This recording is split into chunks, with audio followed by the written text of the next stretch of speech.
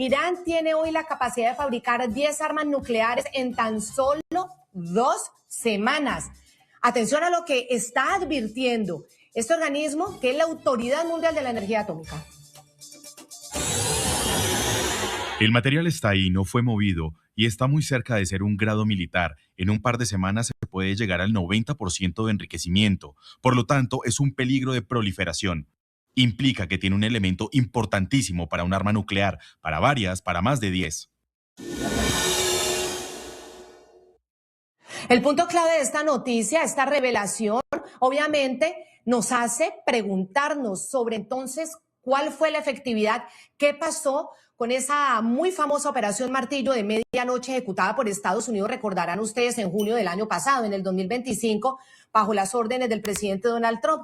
Recordemos que en aquella operación, que fue quirúrgica, que fue muy exacta, el Pentágono informó que pulverizó plantas de enriquecimiento de uranio como Fordow y Natanz con el objetivo de decapitar el programa nuclear de los ayatolá o de por lo menos ralentizar ese enriquecimiento de uranio necesario para construir un arma nuclear.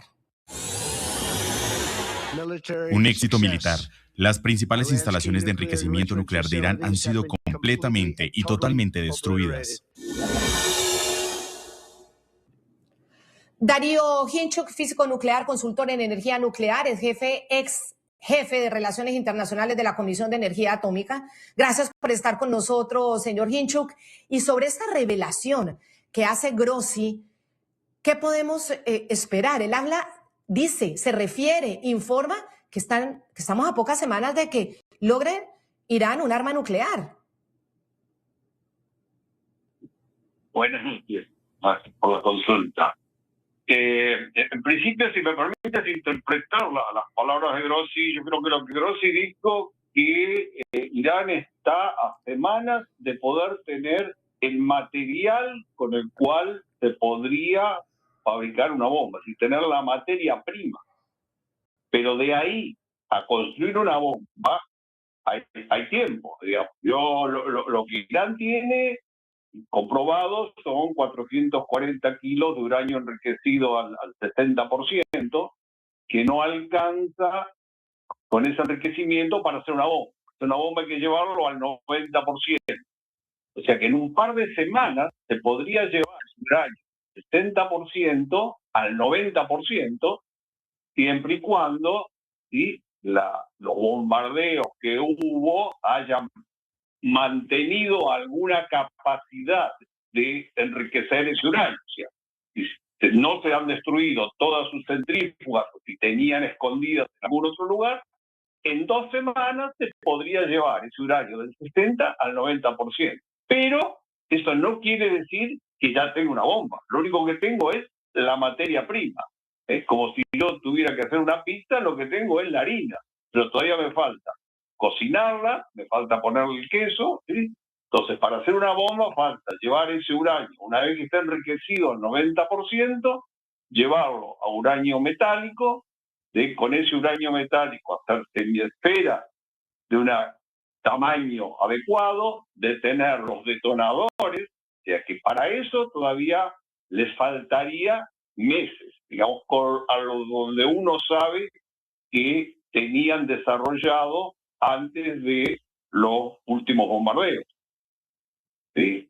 Esta situación no es que ya en 2 semanas puedan tener una bomba. En 2 semanas podrían llegar a tener la materia prima para hacer la bomba. Pero quiero armar un auto. Tengo el chute, pero no tengo el auto. ¿Sí?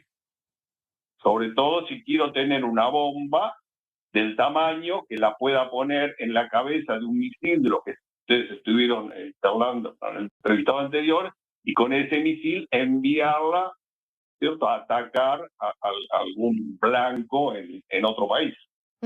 Sí, y tiene usted toda la razón con esas cifras que nos está entregando, señor Hinchuk, porque aquí lo vemos, a la izquierda un arsenal de más de 440 kilogramos de uranio enriquecido al 60%, como usted muy bien nos está describiendo y narrando. Ahí los teocráticos están a solo ese paso de llegar al 90% del enriquecimiento del uranio, que es lo indispensable para tener material para fabricar el material bélico, el armamento. Aquí, aunque enterrado bajo los escombros de las plantas de Fordow y Natanz, sigue siendo accesible. Los cilindros están ahí y el ataque de la Operación Martillo de medianoche fue quirúrgico, pero parece, o hay quienes interpretan que el daño estructural no impidió que el régimen conservara su tesoro más preciado. Señor Darío Hincho, con todo el conocimiento que usted tiene por haber sido jefe de Relaciones Internacionales de la Comisión de Energía Atómica, ¿usted cree que el martillo de medianoche impactó en qué sentido?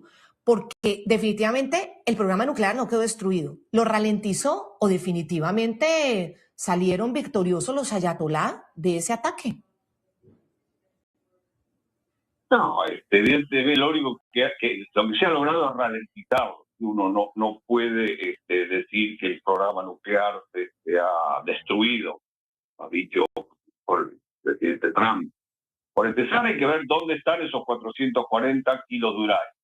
¿Sí? No se sabe si están enterrados en Fordow, si están enterrados en Ham, o los pudieron mover, o sea, sacar antes de los bombardeos de junio. Hay fotos donde muestran que antes de los bombardeos de junio del año pasado, unos camiones que podrían llevar contenedores, algunas facilidades de unos túneles en Isfahan que no estaban habilitados, o sea que podrían tener ahí el uranio. ¿Lograron sacar todo? ¿Lograron sacar partes? Esa es una primera duda. Ahora, con eso tengo la materia prima. Ahora, el conocimiento, por más que también han matado, han asesinado a alguno de a una de las cabezas del programa nuclear. El programa nuclear no son 10 personas, no son 20 personas. Irán tiene un programa nuclear muy desarrollado, que empezó ya antes de la época del Shah. Entonces, las capacidades no se pueden aniquilar totalmente. Entonces, el conocimiento, ¿sí?, con estos bombardeos no se destruyó totalmente. Entonces, la capacidad está, lo que sí está es, hemos ralentizado. Primero hay que ver dónde están esos 440 kilos. ¿Están enterrados y hay que sacarlos debajo de los escombros de Fordow y Natanz, o están bien guardados en algunos otros túneles que están bien preservados? Esa es la primera incógnita, ¿cierto? Y después, bueno, todo lo que digo, hay que construir la bomba atómica. O sea, que el programa no está para nada destruido. Está claro es que hoy no tienen una bomba. Tienen en algún lado el material necesario para hacerlo. Y tienen la capacidad de construirla, ralentizada por el impacto de estos bombardeos que no sabemos bien hasta dónde han llegado, porque no ha habido una inspección neutral que nos pueda decir hasta dónde se destruyeron las instalaciones que tenían para enriquecer, para convertir el enriquecido del polvo en uranio metálico, para con ese uranio metálico hacer las esferas y hacer la bomba. Eso realmente no se sabe. Hay juego ahí de dimes y diretes, unos dicen que sí, otros que no.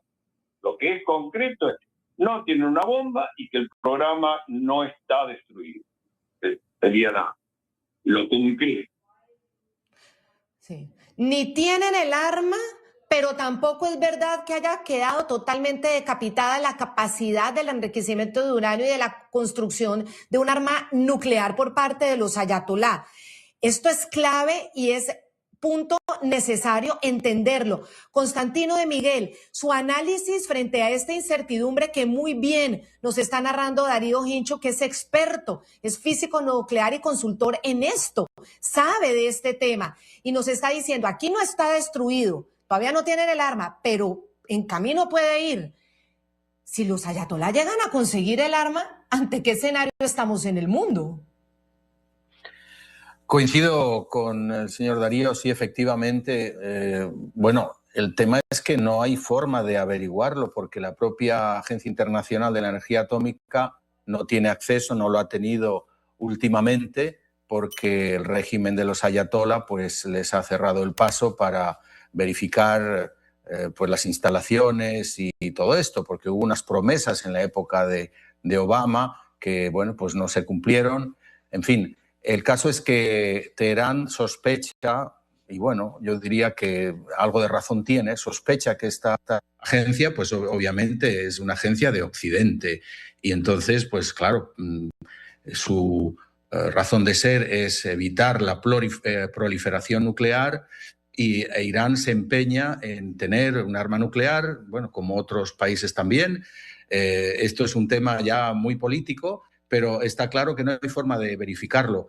¿Qué potencia puede tener Irán para hacer daño con una bomba nuclear? Pues es que no sabemos, pero coincido en que estamos, el hecho de tener el uranio enriquecido al 60%, 440 kilos, escondidos en alguna parte de esos 2 millones de kilómetros cuadrados que tiene Irán, pues eso no significa que tengamos las armas. No hay un arma operativa, al menos no hay evidencia de que tengan pues esas ojivas ya dispuestas, instaladas en los misiles, que hayan hecho pruebas del sistema de detonación, de la miniaturización que hace falta para... Hay que compactar todo eso, en fin, es un proceso muy complejo. Seguramente algunos técnicos han perecido en esos ataques, pero bueno, ahí está pues esa disuasión, ese temor a que efectivamente esté muy cerca de tener esas armas y a que, bueno, están en manos de un régimen que no duda en destruir, como sea, pues borrar, por ejemplo, al Estado de Israel y Occidente, los países occidentales que no estén de acuerdo, que le hagan sombra, pues también pueden recibir un merecido con este arma nuclear, empezando obviamente por los agresores Estados Unidos y la citada Israel. Bueno, vamos a ver la evidencia satelital y los reportes de inteligencia que fueron contundentes en su momento. Lo ven ustedes al lado y lado de la pantalla días antes de que el primer misil de Estados Unidos tocara suelo, es decir, que bombardeara estas plantas de enriquecimiento de uranio. Convoys de carga fueron captados, según las informaciones de inteligencia, evacuando el uranio más sensible, es decir, el más enriquecido, el 60%, decían estos seguimientos que hacia búnkeres subterráneos ocultos en otros lugares en las montañas de ese país tan grande. El Pentágono pulverizó el concreto, son los reportes que tienen, logró penetrar, pero los ayatolá dicen que había movido piezas nucleares a la sombra, es decir, antes de los ataques, y esta revelación la hace Mascar Technology, la hace, que es una empresa especializada en información satelital. Y esto generó, por supuesto, muchas preguntas. Darío Hinchuk, físico nuclear, ex jefe de Relaciones Internacionales de la Comisión de Energía Atómica. Frente a esas evidencias que se presentaron en ese momento, ¿es creíble que Irán salvó el uranio en ese momento, que ahora está a muy pocos días de poder enriquecer al 90%, según dice el jefe del organismo de energía atómica? Bueno, es esta pregunta que no se sabe hasta dónde lograron sacar de ahí el uranio o no.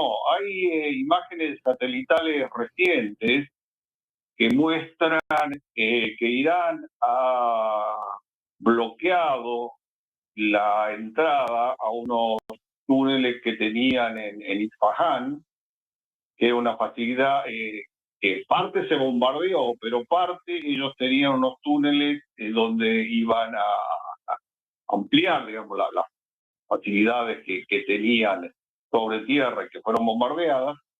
Esos túneles no fueron bombardeados ni en junio ni ahora, y lo que muestran esas imágenes satelitales es que han tapado la entrada de esos túneles y han tratado poniendo bloqueos en los caminos de acceso a esos túneles. Eso hace sospechar que guardaron algo en esos túneles que no estaban todavía utilizados. Entonces se sospecha que esos 440 kilos o parte de esos 440 kilos, creo que el director general Grossi de la Organización Internacional de Energía Atómica dijo que habría 220 kilos ahí, pero con todas suposiciones. Como bien se dijo, no, los inspectores del organismo internacional no pudieron acceder a Irán desde esa esta guerra. O sea que son todas suposiciones de cuánto uranio le queda, dónde están, está enterrado, no está enterrado. Estas imágenes satelitales son sospechosas, digamos, ¿para qué se van a poner a tapar y a tratar de dificultar el acceso a esos túneles? Todo hace pensar que eso se empezó a hacer cuando Estados Unidos de alguna manera dijo que pensaba poner, o que pensaba tener acceso por la fuerza a ese material nuclear, lo cual tampoco es tan fácil, porque ese material nuclear, el uranio es enriquecido, está en forma de hexafluoruro, que es una mezcla entre gas y sólido, dependiendo de la temperatura. Serían unos 20, 30 contenedores, digamos, del tamaño de un tanque de buceo. Eso sin tener la protección necesaria para poder mover. Entonces, no, si uno tuviera que entrar a esos túneles y poder subir ahí y sacarlos, digamos, ¿para qué se pusieron a tapar las entradas y dificultar el acceso? O sea, sospecho que podría estar ahí, pero también podría ser alguna maniobra de disuasión, digamos, ¿no?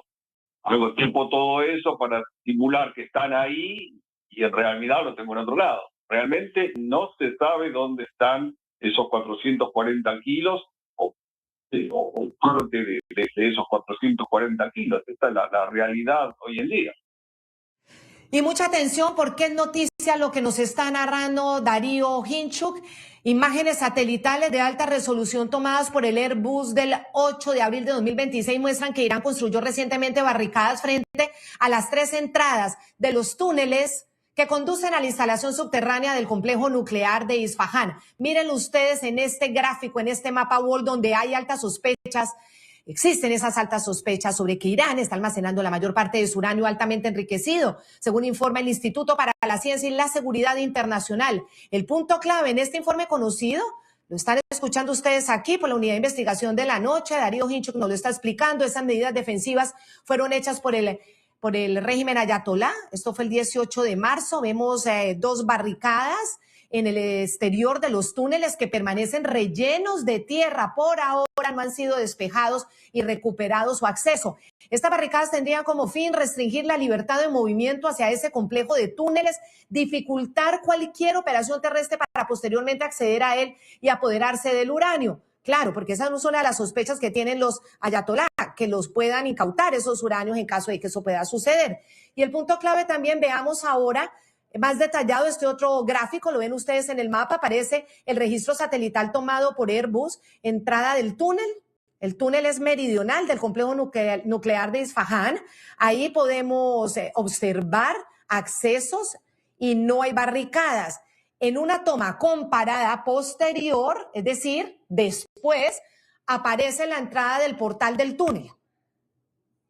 Ahí está, la entrada del portal del túnel. Y además es el túnel central. Y las nuevas medidas, que son medidas defensivas pasivas, ahí lo ven ustedes en el gráfico, las nuevas medidas defensivas pasivas que ellos han ido instalando. Señor, ¿usaría usted un arma nuclear contra Irán? Publicó en Truth Social. No, no lo haría. No lo necesitamos. ¿Para qué lo necesito? ¿Por qué se hace una pregunta tan estúpida? ¿Por qué lo haría? ¿Por qué usaría un arma nuclear cuando los hemos diezmado por completo de una manera muy convencional sin ella? No, no la usaría. Nadie debería tener permitido usar un arma nuclear jamás. Hacemos una pausa y ya regresamos. El impacto para China del estrecho de Hormuz, lo hemos hablado para el mundo, pero para China concretamente, después de importar el petróleo de Venezuela, ¿cómo incrementó su importación del petróleo iraní? Eso es muy importante entenderlo. Ya regresamos. Constantino de Miguel, ¿por qué llegamos a este punto? ¿Qué pasó con esas conversaciones que decidió Obama, los acuerdos con el régimen ayatolá? ¿Por qué le creyeron al régimen? ¿Qué pasó? ¿Fue inocencia? ¿Estados Unidos no se dio cuenta? ¿La inteligencia de Estados Unidos no se dio cuenta que el régimen iraní estaba burlando el acuerdo?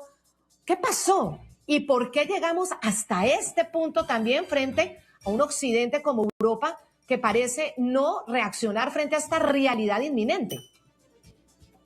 Bueno, desde el año 2005 creo que la Agencia Internacional de la Energía Atómica ha venido advirtiendo de ese programa nuclear. O sea, esto no es nada nuevo. Se ha dicho muchas veces que ellos tienen un programa que no está dedicado a fines pacíficos, por más de que Teherán afirmara eso, sino que clarísimamente iba dirigido a la construcción de ojivas nucleares y pues que Irán entre en ese club de potencias nucleares. Esto se ha dicho en repetidas ocasiones y bueno, pues durante la administración Obama efectivamente hubo una especie de détente, una especie de tregua, de decir, bueno, vamos a negociar y vamos a buscar una manera de acercarnos a ese régimen de los ayatolas. Ya han pasado muchos años, en esa época ya habían pasado más de 3 décadas de lo que, bueno, de aquel asalto a la embajada y de esa ruptura brutal de las relaciones. Entonces, Estados Unidos, Washington, con Obama quería acercarse al régimen iraní y desbloqueó unas cantidades, no recuerdo la cifra, pero fue muchísimo dinero que le permitió pues, un rearme clarísimo, no solamente a las Fuerzas Armadas iraníes y bueno, reanudar ese programa nuclear, sino bueno, armar a las milicias, a los proxies, Hezbollah, Hamas y compañía. Entonces, bueno, pues es un tiempo perdido, sin duda alguna, para los Estados Unidos y, bueno, según el propio secretario de Estado, Marco Rubio, pues estaba a semanas Irán de conseguir, la República Islámica, de conseguir esa bomba nuclear. Bueno, este es el casus belli, por eso se han roto hostilidades, pero bueno, yo creo que va más allá esto. Es una guerra en la que Irán no solo es el oponente, es el régimen a abatir por parte de Estados Unidos y de Israel, sino que hay una confrontación indirecta con China. Aquí se está disputando algo más que el tema nuclear, es el acceso a esa vía marítima fundamental por la que transita el 20% de los hidrocarburos, el estrecho de Hormuz, y el hecho de que China obtiene su petróleo en un 40% de Irán. Entonces, aquí hay un pulso con China muy grande por dominar esa vía marítima esencial y porque, bueno, China pues se le estrangule energéticamente, se le frene ese poderío económico y también militar, porque, bueno, pues es la típica lucha entre dos superpotencias. Entonces, para mí, Irán también es un escenario en el que se están disputando muchas cosas, porque no solamente es la energía, dice Estados Unidos que tiene energía para dar y regalar desde Venezuela, pero bueno, es el control de vías como, bueno, pues ya sabemos que tienen el canal de Panamá, el estrecho de Magallanes, el paso del noroeste, les faltaba el estrecho de Hormuz, también tienen lo que es el canal de Suez, con la excepción de los hutíes, también armados por Irán, y le faltaba el estrecho de Hormuz y el estrecho de Malaca, que ahí es China la que manda. Entonces, eso es lo que también está en juego, es una disputa geopolítica de primer orden e Irán es el escenario principal. Constantino, se me fue el tema de China, el principal importador mundial de crudo, y aquí están los datos de acuerdo con la US Energy Information Administration. Para 2023, China fue el principal destino de las exportaciones de petróleo crudo de Venezuela. Recordemos ustedes cómo le afectó precisamente lo de Venezuela, porque recibía aproximadamente 144 millones de barriles y representó el 68% de todas las exportaciones de crudo del país sudamericano. Según un reporte de la Agencia de Información Económica de Reuters de 2025, 663,000 barriles diarios de petróleo venezolano, representado en el 82% del volumen exportado, fueron enviados a China a través de intermediarios que trabajaban con PDVSA. Después de las sanciones de Estados Unidos contra el régimen de Venezuela y de la captura de Nicolás Maduro y Cilia Flores, Pekín centró sus esfuerzos en importar una cantidad significativa de petróleo desde Irán, consolidándose como su mayor comprador. Esto lo hemos investigado y lo hemos puesto a ustedes también en su conocimiento. Adquirió más del 80% o hasta el 90% según las estimaciones de las exportaciones petroleras iraníes. Ya para 2025, y ojo a los datos, equivalía a un promedio de entre 1,38 y 1,91 millones de barriles diarios. El petróleo iraní representa aproximadamente ese 13%, entre el 13 y el 15%, es la cifra real del total de las importaciones marítimas de crudo de China. Estamos hablando de casi 150.000 millones de dólares. Esto no es solo cuestión de volumen, es un tema de dependencia estratégica en los últimos años. China, pues no solamente ha sido cliente, también el salvavidas del régimen. Por eso en este contexto las sanciones, el bloqueo naval y sobre todo después de lo encontrado en el buque Touzka con esos elementos químicos que se usan para la construcción de misiles. Les agradezco muchísimo, señores, a Constantino de Miguel, periodista internacional, analista geopolítico, conductor del programa Desde Mi Punto de Vista en YouTube. Gracias, Constantino, muy amable. Muchas gracias, un gusto. Señor Darío Hinchuk, quien fue jefe de Relaciones Internacionales de la Comisión de Energía Atómica, Físico Nuclear, muchísimas gracias por habernos acompañado, señor Hinchuk. Muy amable. Gracias a ustedes.